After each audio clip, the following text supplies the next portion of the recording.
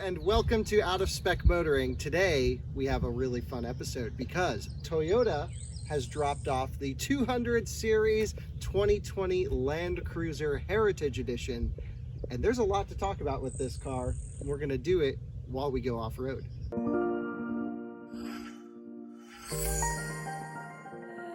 Because this is the Land Cruiser Heritage Edition, we should talk about the Land Cruiser's past. Just like with any strong and sturdy SUV, the Land Cruiser was born out of times of war. It was a vehicle originally developed for military use. Japan's National Police Reserve Forces had called for a rugged, locally built, all-terrain four-wheel drive vehicle. Toyota stepped up and demonstrated a highly capable little truck known as the Toyota BJ. And although the National Police Reserve Forces passed on the little plucky BJ, the Japan's National Police Agency ordered a fleet, as did the forestry and utility agencies. By 1954, Toyota ditched the BJ name and the Land Cruiser was born. It was named Land Cruiser because the director of technology for Toyota observed that the vehicle seemed to easily cruise over the roughest terrain. Fast forward through Land Cruiser's storied past through the 20 series all the way to the 1 and 200 series of today's modern Land Cruisers, the Land Cruiser has proven to be the most reliable, rugged, and dependable SUV available on the market globally. For the 2020 model year, Toyota has chosen to commemorate 1,200 units to that 70-year storied past. The name, of course, is the Heritage Edition. And while most of the changes for the Heritage Edition are purely cosmetic, the vehicle was designed to embody the spirit of Land Cruiser, all of the adventures, all of the ruggedness, all of the hard work that has been put in over the years since its inception. And I've always had a soft spot for these cars. I love these things. They are one of the last true adventure off-road vehicles that you really can do stuff like this and not worry about it. Of course, the Range Rovers have gotten soft. You worry about the paint work going off-road, damaging your wheels. G-Wagons are just too expensive and not really that off-roady. But if you want to go across Africa in the middle of the desert and hot heat, and you want to make sure you get it there, you choose a Land Cruiser every single time. So let's go around. This thing has a ton of cool tech, ton of off-roading features. It's built like a tank, and I'm going to show you around the car before we go off-roading. As you guys know, the Land Cruiser is really the top dog of the SUV lineup from Toyota. You sort of have the 4Runner, the Venza somewhere in there, the Sequoia, which is a big family SUV, and then for basically twice the price, you jump up to a Land Cruiser. Now, one of the reasons you don't see these all too often is one, basically the price. I mean, it's 90 grand. This one's like 89,600 something. I mean, it nearest makes no difference. It's a lot of money for a vehicle. So why is it worth twice the price over an arguably just as practical Toyota Sequoia? Well, first off, just look at this thing. This thing is built to conquer terrain. Most people are using their vehicles to get to and from the Starbucks, and this can certainly do that very comfortably, but it can also get you out here. And I will say, let me show you around the thing. It is pretty big. Now, the Heritage Edition, to note though, this trunk is really aggravatingly slow. So Toyota, put some faster motors in this thing. This thing is the Heritage Edition. What that means is you lose the third row seats in favor of more cargo space, which was perfect for me this week because I had this thing filled with stuff, again, with the trailer, with the move, so I was very happy with that. You get these sick bronze-ish wheels that look really good. You get the roof basket on top.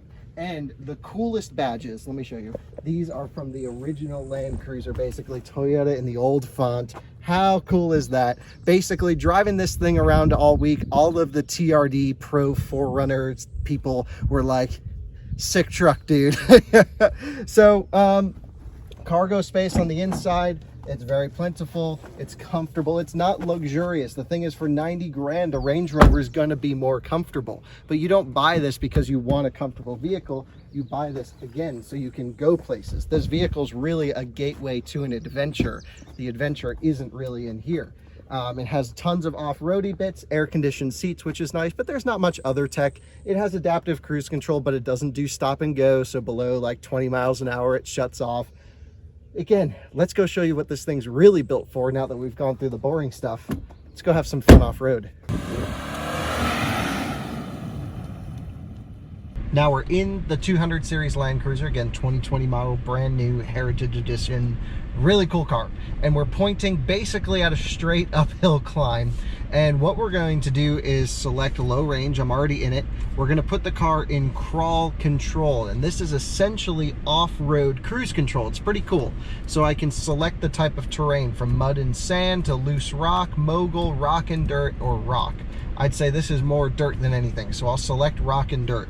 Then I can adjust the speed once I'm in crawl control with this little knob to go faster or slower. So let's point this thing at the uphill and turn crawl control on at speed 2, and we're gonna let itself climb up this hill. Now you can hear the ABS pump kicking away there.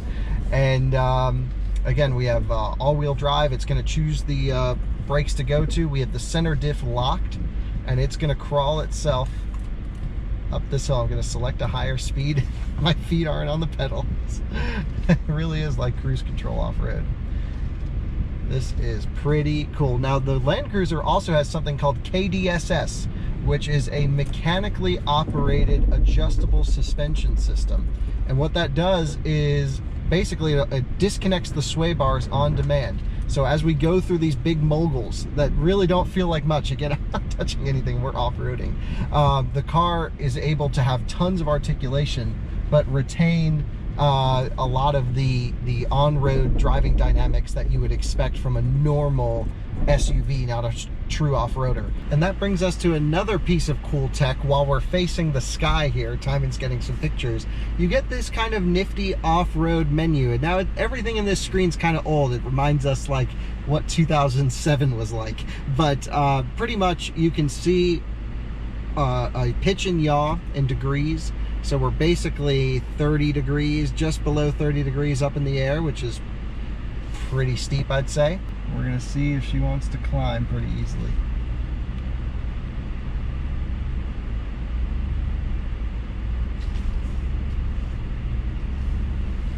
Oh my goodness, I can't see a damn thing. I cannot see anything. That was freaking awesome! Yeah! $90,000 of just climbing straight up and down hills. I didn't know if we could do that. I love this thing so much. Cruising around our little off-road park at the out-of-spec track, we should talk about, you know, what I've experienced, learned from my time with the cruiser, the Land Cruiser. So I've had this thing for just about 1,200 miles this week, just moving back and forth. So I've spent a lot of time on road with this car, and it is really nice to cruise on road. The suspension is very compliant. You know, it's a comfortable place to be. Not luxurious, I wouldn't use that word, but it's certainly pleasant. And this thing feels beefy, gets a lot of looks. Really kind of a meaty car. I like it a lot. The biggest downside to driving this so much though is the fuel economy. I have averaged, I'm gonna look right now, that way let's take a look. Over my 1,134.7 miles, I've averaged 11.9 miles per gallon. Yikes! That's really bad, like really bad. But I guess if you're going out in the middle of nowhere, you're going to be carrying some extra fuel tanks. Now, since we're here and we're sort of in an open turnaround spot, this car has another cool feature that I really like. When I put crawl control on, gotta be in drive, select crawl control, I have to deselect the locking differentials. You have 1, 2, 3, 4, 5 speeds. I'm going to put us on the second speed, and then I'm going to click this little button that has like an arrow with a loop. It looks like a U-turn. And what this does is essentially when I turn the wheel all the way, it locks the inside rear wheel to pull the front around to decrease your turning radius. So let's try that. I'm turned all the way. I can see the back wheel is dragging out there, and we are just making this turn way tighter than we normally would. It's kind of a weird sensation. And what a great idea it is to it drastically decreases the turning radius. This is great for off-roading. I've already used it in an off-road situation on the first day this car got dropped off, and it was extremely helpful. So I think this is one of the only cars that has that technology. We'll see Rivian in the future with 4 motors. They're able to do tank turns. That'll be really cool. But yeah, we can just see a little skid mark the whole way around from dragging the rear wheel. Neat piece of tech. Let's get us set up for a little bit of dirt rock crawling, kind of. So we're going to go back to low range. We are going to lock the diffs, the center diff. Okay, locked. We are going to select crawl control. Need to be in drive now. Crawl activated. Hold on, we got to select the terrain first. This is mud and sand. No. Loose rock. I think rock and dirt probably makes most sense because that's exactly what it's made of. And then we're going to select crawl control, and we're going to go 1 on the speed, the lowest possible. And we have some crazy terrain. Now this thing has some great approach and departure angles, so let's hope those work well. We're going to crawl ourselves up this in crawl control. You can hear the ABS working away. Oh boy. Let's select speed 2 now that the front's over it. This is so cool. I love this off-road cruise control thing, but I haven't really driven without it. So let's turn it off. We're going to select second gear low range, and let's cruise up this hill. I mean, I think the problem is this vehicle makes any obstacle just seem so small and minuscule. We've pointed this thing at some serious obstacles, and it has taken it. The only thing I know about off-roading is thumbs on the outside of the wheel, thanks to my time watching Top Gear. But I don't know much else than that. Let's get this thing up over here. This looks like we'll get some more suspension articulation over these, whoa, big moguls. All right, we're gonna drop it down. Oh my God. We're gonna drop it down. We are definitely lifting a wheel there. Look at this screen, it's like, I don't know if this comes through on video, but we were like, whoop. So I'm gonna go get a picture of that on the outside. I think that probably looks pretty cool. And this is where we leave off the off-road portion of this review in the Land Cruiser. And I wanted to talk about Kdss, which is adaptive suspension, but it is passive, mechanical, not active in any way. You can see on the road, we'll talk about it here in just a second. We'll just do a quick lap of the track and talk about its on-road manners. But the car is very planted and stable on the road, but you're also able to have this crazy articulation off-road. I found like the deepest gully I could stick this thing into, and we're still not three-wheeling it. And that's because the Kdss system has allowed for the sway bars to deactivate all passively through hydraulic levelers so that the wheel can dip down, so you're not really ever losing contact with the ground. Now, if you look at the other side over here, you can see how much gap there is. The other side's completely tucked inside the wheel well.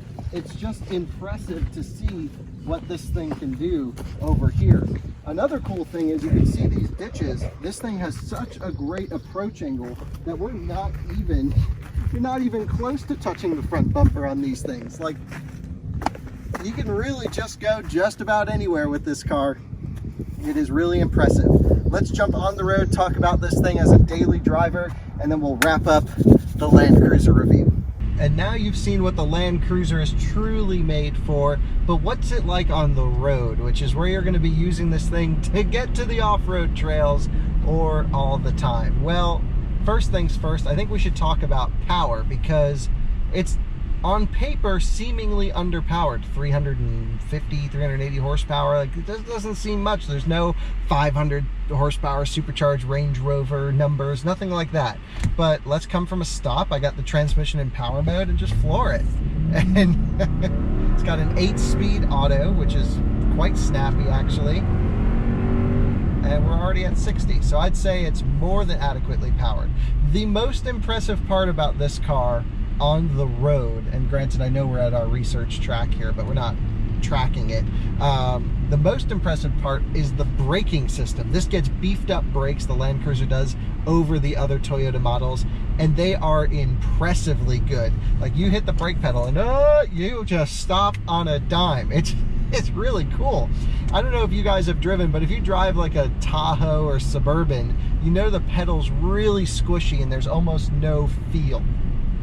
And what I mean by feels, it's really hard to like gauge how hard you're getting braking pressure out of them based on your pedal pressure. So here, if I touch the brakes a little bit, it's good, but if I just push a little harder, they're snappy and they're there. I really like it. I think it's pretty reassuring knowing that you have a braking system right behind you. Cornering wise, this is the impressive part. After all that articulation that this thing just did, not that we're going fast at all, but I can sort of throw this thing into a corner quite comfortably. And look at that, it's staying relatively flat. And we're not slow here. Like, this is pretty good handling. I am just totally shocked by how good this car is on road. I would say it drives just as good as any of its competitors on the road. It might even be a little bit more sure-footed than the Range Rovers without the adaptive suspension. The Range Rovers with the adaptive suspension are really good on road. This is so cool. I really like the Land Cruiser. And I used it like a truck this week. I had a trailer on the back of this thing almost every day, hauling heavy loads up and down the highway, working it hard. At no point did it complain, did it feel stressed. We've been off-roading it. It's had great manners. Honestly, I see why people buy these, and I wish more people would, because it really embodies the adventurous spirit that so many people have, but they just don't buy the right vehicle. They buy like Subaru Outbacks or something that can't really do everything you want it to do. This can do everything you want it to do. And I guess it is kind of cool that it's a specialty piece, and when you see another Land Cruiser, you wave to the owners, and it's like a little club. I get that. I really like it. And I really do like that this is one of the last true, solid, old school built vehicles. There's not too much tech in here. There's no, forced induction. You put your foot down, you feel that V8 work, but it's not stressed. It's just nice. It is, like I said, reminds us how good 2007 was. So there you go, the Land Cruiser Heritage Edition. I definitely see why people buy it. I would like to own one day. I think this would be a cool vehicle to go and do some overlanding with. I believe it's one of the most popular SUVs sold in Australia, and I see why. You can cruise across the outback in this thing and have zero thought of ever breaking down. Toyota builds a solid product. We'll see you guys on the next one. I'll miss the Land Cruiser. This has been a great workhorse for me this week.